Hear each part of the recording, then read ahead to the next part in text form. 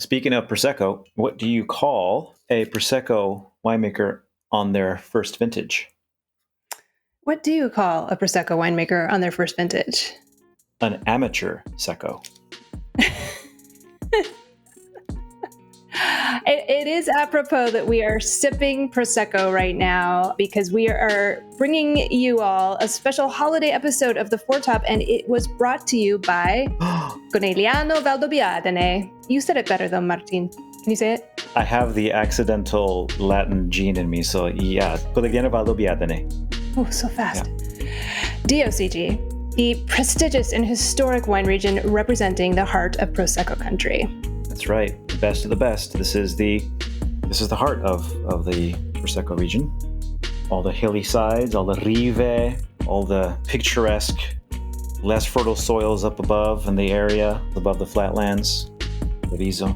Yeah, it's all great. Yes, not all Prosecco is created the same. And later on in this episode, we will be tasting some more of these wines and learning about what makes this beautiful UNESCO heritage site so very special. Thank you, Prosecco, Conegliano, Valdobbiadene, DOCG. This campaign was financed according to EU Regulation Number 1308/2013. And now, let's get the show started. Hey, Catherine. Yeah, Martin. Do you know what a potato's favorite form of transportation is? I do not know. Tell me. The gravy train.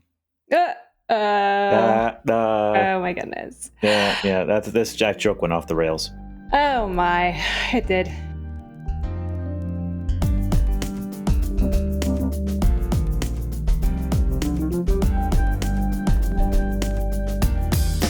And with that, hello and welcome to The Two Top. This is the first of 3 special holiday season episodes of your favorite wine podcast, The Foretop. I'm your host, Catherine Cole, and I can't speak. And I'm your second co-host. I can't speak. Oh my goodness. We are going to be a two-top for this episode, Martin. Yes.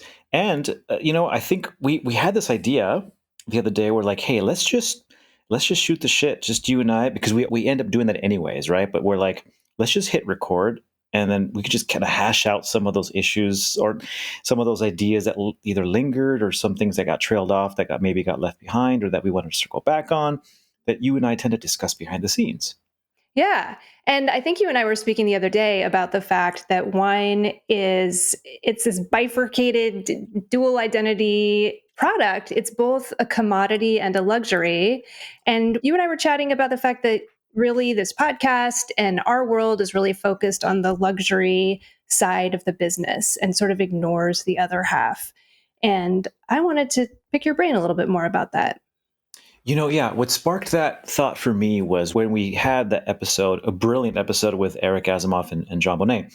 And there was some disagreement around the role and the importance of scores. The idea of, with wine criticism being dead, but then what kind of wine criticism matters and how it devolves or evolves into a point system versus this entire ecosystem of what we called, and during that episode, genuine, thoughtful wine critique and or storytelling. And then we evolved that with Karen McNeil and with Julie Coney, talking about another way in which storytelling critique blends into the purpose of what our purpose is. Those who are winemakers, those who are writers, those who are authors, those who get in front of anybody and tell a story about what they're drinking, why they liked it, why they didn't. And sometimes that takes the form of a score. Sometimes it takes the form of books, in your case, and in Karen's case too. And then the role those elements play, and how much they matter and to whom they matter. That's what got me thinking when the pushback came around the thought that scores shouldn't matter if you are genuinely interested in wine. I'm paraphrasing roughly, right? What one of our guests said, and it occurred to me, like, sometimes, honestly, I think there are people that are genuinely interested in wine as a beverage only, not as an exploration, but just to have a good night with friends, just to have a moment of romance with their partner, just to unwind after a hard day. And sometimes they are rushed. Sometimes they don't want to think too much about what they're getting. To most people, it's a branded beverage product, and that's really all it is, right? The average price just barely creeped up around $10 a bottle across the Yeah. whole US. Hmm. Think about that. The average, when people talk about premium wine, they talk about $15+ a bottle. Even the language of some of the stats out there were like, oh, the premiumization about $15. 15, 16, 17 is premium. To the audience and to the people that have come through the show, it's not premium, that's cheap. Hmm. What got me thinking, what I want to point out here is, let's remember that we who consider the fine wine world our universe are only a small portion of the much broader universe in wine. The ready-to-drink wines, flavored wines that are trying to push back against White Claw and all those kinds of things, the jug wines, and yes, the cheap and cheerful Sauvignon Blancs and Pinot Grigios that maybe are varietal, but they're still only $7, $8, $9, $10 a bottle. They're still the majority. And they may be boring to talk about if you're focusing on the academia and the nuance and the story of the whole romance that we live in. And we are a minority, a powerful and delicious and awesome friend-driven minority in the trade, but we are still just that, Hmm. a subsection. Hmm. Yeah, although I suppose it could be argued that the premium tier and up are important in that they bring in more dollars, relatively speaking.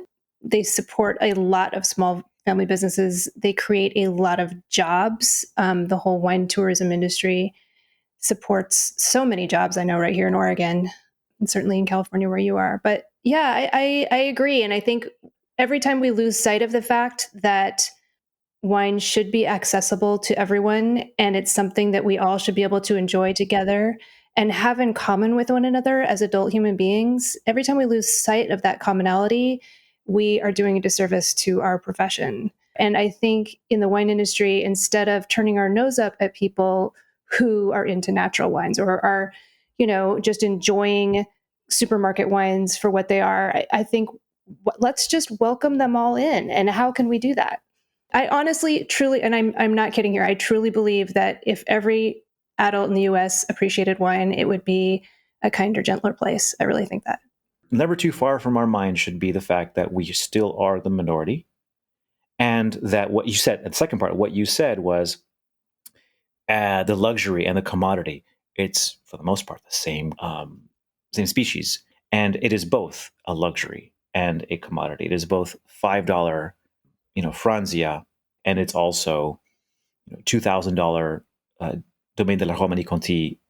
There is something that joins us together, and it does give us a touch of magic to the evening. Almost no matter what level the wine is, if it's appropriately felt by the person who you pour it to, it kind of adds that touch of grace to the evening, the touch of magic. Like, Absolutely. and it could still do that at almost any point, I think. So I like to think that we can share that, even if we are very different in our styles, in our incomes, in our ability to afford, in our choice to be academic or to be superficial around this beverage.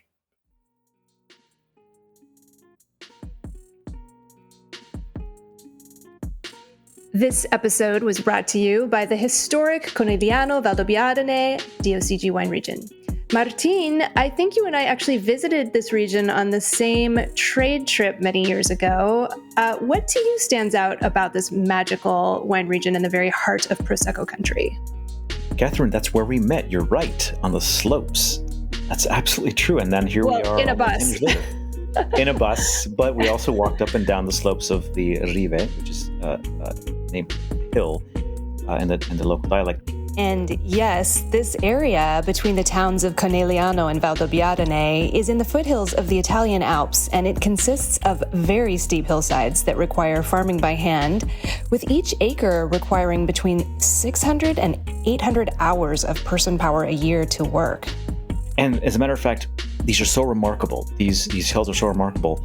They have a UNESCO Heritage Site designation. And I can't underscore how perfectly conical these they really are. I know where you're going with this, because I feel like when you're walking around that part of northern Italy, you feel like you're in like a fairy tale. It's almost like a little elf land. I don't know how else to say it. Folks, go on YouTube, look up drone videos. Martin is pouring himself some Prosecco. Check out this region. It is amazing. I've never seen any place like it. This landscape of forests, rivers, hillsides, and small farms. And Martin, I understand they are very committed to sustainability. They are evolving down that path as one of the leading wine regions in the world. They are evolving around water usage, energy efficiencies, and exploring different ways to develop their soils and their vineyards. They become stewards of their lands, and I'm loving the fact that they are doing that as well. As a matter of fact, since 2011, the Consorcio of Comunidad Valdobbiadene, they've regulated themselves. They require these vineyard practices that put nature first. They're involved around transforming waste from pruning into renewable energy. Here, I'll show you the label. I'm tasting an organic. Yes. I don't know if you can see that. It's Il Cole Bio. It's got a recycled paper label, this nice kind of textural label. It's delicious, very crisp, very refreshing. Cheers, Martin, to Conegliano Valdobbiadene. Let me pour myself a little bit more so we can cheers appropriately. There it is. Cheers. Cheers. And, I don't know, hopefully. I don't know. Oh, whoa, that was awesome. Well, that kind of works. Well, thanks again to Conegliano Valdobbiadene for supporting the Foretop, putting up with our jokes, and for financing this according to EU regulation number 1308/2013. And now back to our conversation.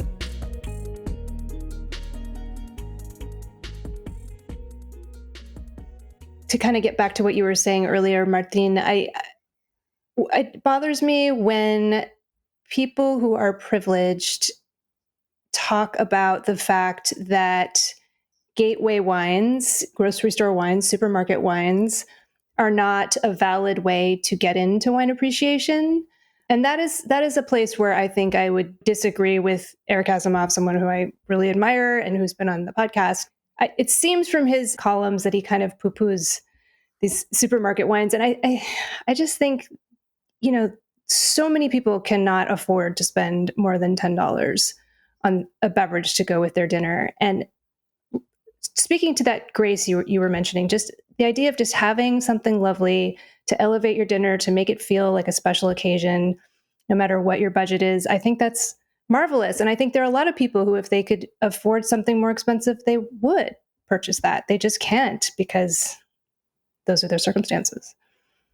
There's such a fragmented consumer, of which most of us don't really, who are arguing, don't really belong to, that we can all be right. Yeah. But it's okay that exists. It's okay that both things and many more coexist in this beautiful, beautiful universe of so many different wine categories, so many different wine drinkers. It should be inspiring as opposed to infuriating. Yeah, we should just open our umbrella as wide as possible and just acknowledge each other. I mean, it's just something that we can have in common as human beings, that we love wine. I mean, it's something, you can go anywhere in the world, and if you can find someone else who appreciates wine, no matter what it is they're appreciating, you have something in common with them. I think wine is so magical and special. I mean, why do we have this podcast? Why do we write about it? Why do we have critics giving scores? I mean, it really is a really unique, magical, and special thing. And it is pretty cool that, you think about the auction houses, Sotheby's and Christie's, and, they're selling art and wine. They aren't selling anything else you could find in a supermarket. You can't find art in a supermarket. Don't get me wrong, but, I like that. Wine is really, really special. In the grocery store, what is the one category that far away has more brands than any other category? The category with the second most numerous labels, brands, is like nothing compared to how much wine variety there is. Now, granted, people who are listening, some of them will know, 60% of them are made by, 10 wine conglomerates. Okay, but those wine conglomerates are making very diverse wines, diverse packages, diverse styles. There's some hybrids in there, like, beer and wine hybrids that are coming on the market, or flavored wines, or, all things we talked about earlier. It is probably the most human beverage out there. It's so flexible. It's so diverse. It has heroes. It has villains. Well, I hope we are more heroes than villains to our listeners. And with that, we need to wrap up this episode. Thank you for joining us for this special holiday season episode. You can find me, Martin Reyes, Master of Wine, at winewise.biz and at reyeswinegroup.com. And you can find me, Katherine Cole, at katherinecole.com. But even better, please go to theforetop.org where you can find our social media handles. Please get in touch with us and let us know whether you consider our content to be luxury or commodity, or if you agree with anything we said on this episode. Signing out from the Napa Valley. Thanks so much for listening, everyone. And signing out from the high-fiber, protein-packed city of Portland, Oregon. Bye-bye. This has been the Four Top Podcast. Katherine Cole is our executive producer, Izzy Kramer is our senior producer, and I'm Keelan King, sound supervisor. We are also assisted by audio editor Michelle Richards, editorial assistant Nick Toole, and media assistant Ruby Welkovich. Please visit our website, theforetop.org, to learn more about us, listen to back episodes, reach out to us on social media, and purchase books written by our amazing panelists. And if you have not already subscribed to The Four Top on iTunes or Spotify, please do so and leave us a rating. Stay safe out there, and thanks for listening.